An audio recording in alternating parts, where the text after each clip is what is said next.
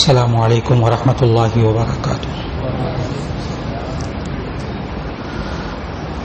نحمده ونصلي على رسوله الكريم. اما بعد فاعوذ بالله من الشیطان الرجیم. بسم اللہ الرحمن الرحیم.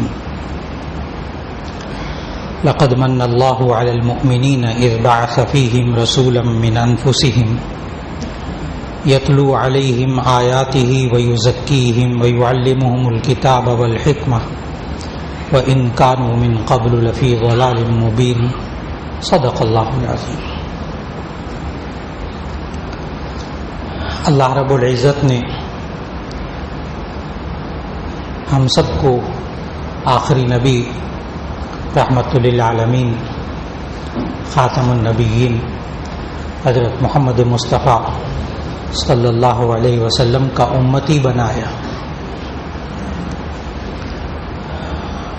اس امتی ہونے کے حوالے سے ہماری ذمہ داریاں کیا ہیں، آج کی نشست میں ان باتوں کو عرض کرنا مقصود ہے. اور اس کے لیے ہمیں سب سے پہلے آمد مصطفیٰ صلی اللہ علیہ وسلم کا مقصد سمجھنا ہوگا. اس لیے کہ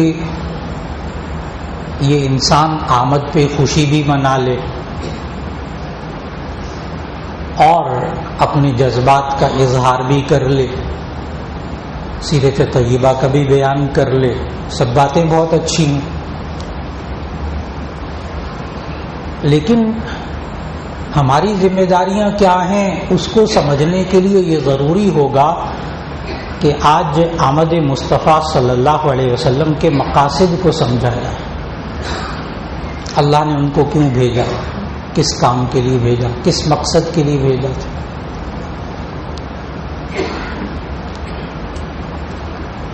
کس شان کے ساتھ آئے وہ تو گزشتہ جمعے میں الحمدللہ تفصیل سے بیان ہوا کہ کس شان کے ساتھ اللہ نے آخری نبی صلی اللہ علیہ وسلم کو بھیجا اور کن مقاصد کے لیے بھیجا. اس کے لیے آج ابھی سورہ آل عمران کی آیت نمبر 164 ابھی اللہ نے تلاوت کی توفیق عطا فرمائی. اس میں اللہ تعالیٰ نے وہ مقصد بتائے جس سے ہمیں ذمہ داریاں سمجھ میں آئیں گی کہ ہماری کیا ذمہ داری. آخری نبی حضرت محمد رسول اللہ صلی اللہ علیہ وسلم کی تشریف آوری کے مقاصد اگر کوئی مفکر بتائے، کوئی عالم بتائے، کوئی بہت بڑا مصنف بتائے، بڑا ریسرچ اسکالر ہو، وہ قرآن و سنت کا مطالعہ کر کے مقاصد بتائے آپ صلی اللہ علیہ وسلم کی تشریف آوری کے، تو ممکن ہے کسی کو اختلاف ہو، وہ کہے جی مجھے تو آپ کی رائے سے اختلاف ہے، اور ہو بھی سکتا ہے، اس لیے کہ انسانی سوچ کے مقابلے میں کسی کو بھی رائے سے اختلاف ہو سکتا ہے. لیکن آج کی نشست میں جن مقاصد کا ذکر ہوگا اس میں اختلاف رائے کی گنجائش نہیں ہے، اس لیے کہ وہ مقاصد اللہ تعالیٰ نے خود بتائے کہ میں نے آخری نبی صلی اللہ علیہ وسلم کو کیوں بھیجا. اب جب اللہ نے خود وہ مقاصد بتائے ہیں تو کسی انسان کو اس سے اختلاف رکھنے کی گنجائش نہیں، اور انہی مقاصد کو پورا کرنا ہماری ذمہ داری ہے، جس سے یہ سمجھ میں آئے گا کہ اب ہماری ذمہ داری کیا ہے. کیا اس ایک مہینے میں آخری نبی صلی اللہ علیہ وسلم کا تذکرہ کرنا، خوشی منانا اور یہ مقصد پورا ہو گیا، ہماری ذمہ داری پوری ہو گئی؟ تو اس کا جواب ہے کہ بالکل نہیں، ذمہ داری تو کچھ اور ہے. اور وہ ہے سورہ آل عمران کی آیت نمبر 164، جو ایک بار پھر تلاوت کروں گا، اس کے ایک ایک جز کا ترجمہ عرض کروں گا، اور جب ضرورت پیش آ جائے کسی کو بتانے کی کہ دیکھو بھائی آخر نبی صلی اللہ علیہ وسلم کے تشریف آنے کا مقصد کیا تھا، آئے کیوں تھے، وہی ہماری ذمہ داریاں، وہی کام ہمیں کرنے چاہیے. اور اب وہ مقصد بتائے بھی اللہ تعالیٰ نے ہماری اپنی رائے بھی بالکل کوئی نہیں، بالکل کوئی ہماری اپنی رائے نہیں، اس میں انسانی سوچ کا کوئی دخل نہیں۔ اور وہ آیت یوں شروع ہو رہی ہے سورہ آل عمران کی آیت نمبر 164، لقد من اللہ علی المؤمنین اذ بعث فیہم رسولا من انفسہم، اللہ تعالیٰ نے احسان کیا ہے ایمان والوں پر کہ انہی میں سے رسول اللہ صلی اللہ علیہ وسلم کو بھیجا۔ مننا کا مطلب ہوتا ہے احسان کرنا۔ آپ کو حیرت ہوگی ایک بات پر کہ اللہ تعالیٰ نے اتنی نعمتیں بیان کی ہیں نا قرآن مجید میں، لیکن کبھی کسی نعمت کو دے کر اللہ نے احسان نہیں جتایا سوائے اس ایک جگہ کے۔ پورے قرآن مجید کا مطالعہ کیجیے، آخر کوئی بہت بڑی نعمت ہوگی جس پر اللہ نے احسان جتایا ہے کہ لقد من اللہ علی المؤمنین اذ بعث فیہم رسولا من انفسہم، کہ اللہ تعالیٰ نے ایمان والوں پر احسان کیا ہے کہ انہی میں سے رسول اللہ صلی اللہ علیہ وسلم کو بھیجا۔ کیوں بھیجا؟ نمبر 1، یتلو علیہم آیاتہ، یہ اللہ تعالیٰ خود بتا رہا ہے بعثت نبوی کے مقاصد۔ کیوں بھیجا؟ نمبر 1، یتلو علیہم آیاتہ، تاکہ وہ اللہ کی آیات ان لوگوں کے سامنے تلاوت کریں۔ یہ نمبر 1 مقصد، تلاوت بھی کریں اور اسے سمجھیں بھی۔ تلاوت کرنا یہ مستقل مقصد۔ صحابہ اکرام رضوان اللہ علیہ مجمعین کے سامنے نبی صلی اللہ علیہ وسلم تلاوت کرتے تھے، ان کو ترجمہ خود بخود آ جاتا تھا، ظاہر ہے عربی ان کی زبان تھی نا۔ نبی صلی اللہ علیہ وسلم تلاوت کرتے تھے، ان کو قرآن سمجھ میں آ جاتا تھا۔ صحابہ کا تلاوت سے ہی قرآن سمجھ میں آ جاتا تھا۔ ہمیں اس کو سمجھنے کے لیے ترجمے کی ضرورت ہوگی، اپنی اپنی زبان میں ترجمہ ہوگا اس کا۔ لیکن تلاوت کلام پاک یہ نبی صلی اللہ علیہ وسلم کے تشریف لانے کے مقاصد میں سے ایک مقصد اللہ تعالیٰ نے بتایا، لہذا ہر امتی پر اب ذمہ داری ہے، کیونکہ نبی صلی اللہ علیہ وسلم کہ دنیا سے تشریف لے جانے کے بعد اب ہر ایک امتی کی قیامت تک ذمہ داری ہے کہ وہ یہ کام کرے. صرف عالم نہیں، صرف عالم نہیں، صرف قاری صاحب نہیں، صرف بزرگ نہیں، بچے بھی، بچیاں بھی، گھر میں ہر فرد یتلو علیہم آیاتہ، اللہ کی آیات تلاوت کریں. اس تلاوت کلام پاک کے ہوگا کیا اس سے؟ نبی صلی اللہ علیہ وسلم نے ایک تو آخرت کے اجر و ثواب بتائے بہت تفصیل سے احادیث کہ یہ ایک بندہ صرف الف لام میم پڑھتا ہے، یہ مثال بھی نبی صلی اللہ علیہ وسلم نے دی کہ کوئی الف لام میم پڑھتا ہے تو اس کو 30 نیکیاں ملیں گی کیونکہ اس نے 3 حرف پڑھے. یہ تو آخرت کی نیکیاں ہیں. اور دنیا میں کیا ہوتا ہے کہ صرف تلاوت کلام پاک کا اثر انسان کی اپنی ذات پر ہوتا ہے، اور اس تلاوت کلام پاک کا اثر جہاں انسان تلاوت کر رہا ہوتا ہے اس گھر پر، اس جگہ پر اس کے اثرات ہوتے ہیں. یہ بات بھی نبی صلی اللہ علیہ وسلم نے سمجھائی. انسان کی ذات پر کیا اثر ہوتا ہے؟ مستند حدیث نبی صلی اللہ علیہ وسلم نے فرمایا ان القلوب تصدع کما یصدع الحدید بالماء، کہ دلوں کو کبھی کبھی ایسے زنگ لگ جاتا ہے جیسے لوہے کو پانی سے زنگ لگ جاتا ہے.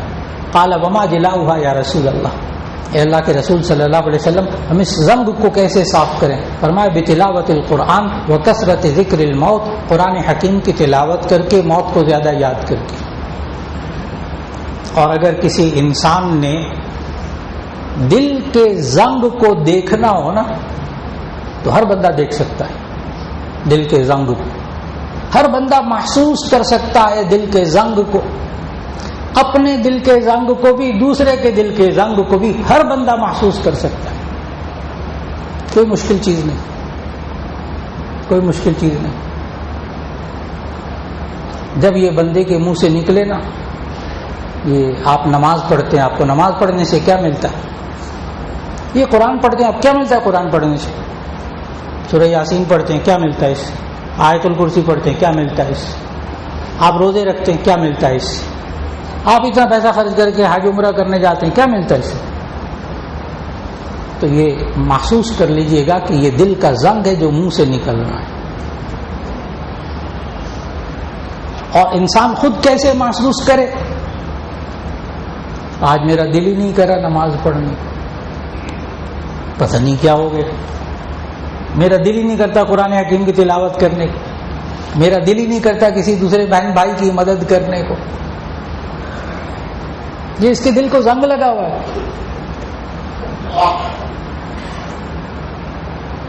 کوئی برا بھلا نہ کہیں ایسے بندے کو، ایسے بندے کو کہیں 5 منٹ روزانہ قرآن مجید کی تلاوت کر لیا کرو، بس اتنا سا کہہ دیں 5 منٹ روزانہ قرآن مجید کی تلاوت کر لیا کرو. جب تلاوت کرے گا دل کا زنگ دور ہوگا، یہ جملے کہنے بند کر دے گا. تجربہ کر کے دیکھ لیجیے. سچے نبی صلی اللہ علیہ وسلم نے فرمایا کہ قرآن حکیم کی تلاوت کرنے سے دل کا زنگ دور ہوتا ہے.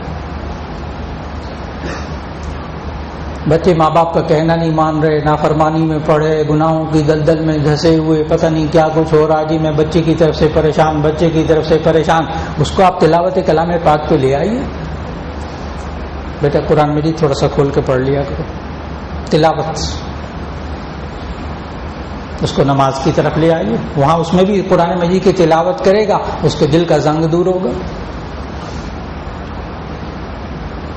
اور میں نے عرض کیا کہ جب انسان قرآن مجید کی تلاوت کرتا ہے، اس گھر پر، اس جگہ پر، اس وہاں کے لوگوں پر اس کے اثرات مرتب ہوتے ہیں ایک بندے کی تلاوت سے.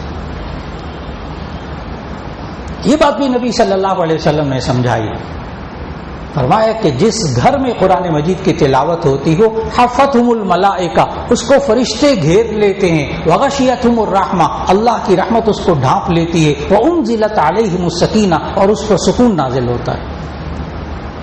جس گھر میں قرآن مجید کی تلاوت ہوتی ہے، آج سب بندے چاہتے ہیں ہمارے گھروں میں سکون ہو، آج ہر بندہ چاہتا ہے ہمارے گھروں پہ رحمت ہو، لیکن وہ رحمت کو حاصل کرنے کے جو ذرائع ہیں وہ بندہ اختیار نہیں کر پاتا. جتنے بزرگ یہاں موجود ہیں نا، وہ سب اس بات کی تصدیق کریں گے کہ ان کے بچپن میں گھر کے اندر کوئی بوڑھا بوڑھی ہوتی تھی، اس کی آواز نکلتی تھی صبح صبح قرآن مجید کی تلاوت. سارے سوئے ہوئے پڑے ہوئے، لیکن وہ ایک تلاوت کی آواز ضرور گونجا کرتی تھی. غشیتہم الرحمہ، اللہ کی رحمت اس گھر کو ڈھانپ لیتی. انزلت علیہم السکینہ، ان پر سکون نازل ہوتا ہے. تلاوت کرنے سے کیا ہوتا ہے؟ صرف تلاوت کلام پاک، ابھی سمجھنا، اس پر عمل کرنا وہ بھی باقی ہے، وہ بھی آ رہا ہے، وہ ایک الگ پہلو ہے. صرف تلاوت کلام پاک پابندی کے ساتھ.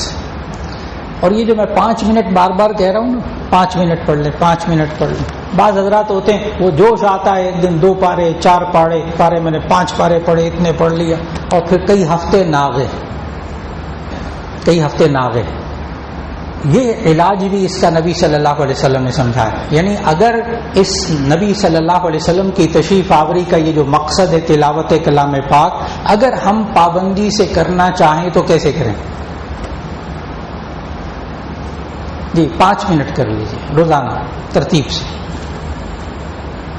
یہ 5 منٹ کیوں؟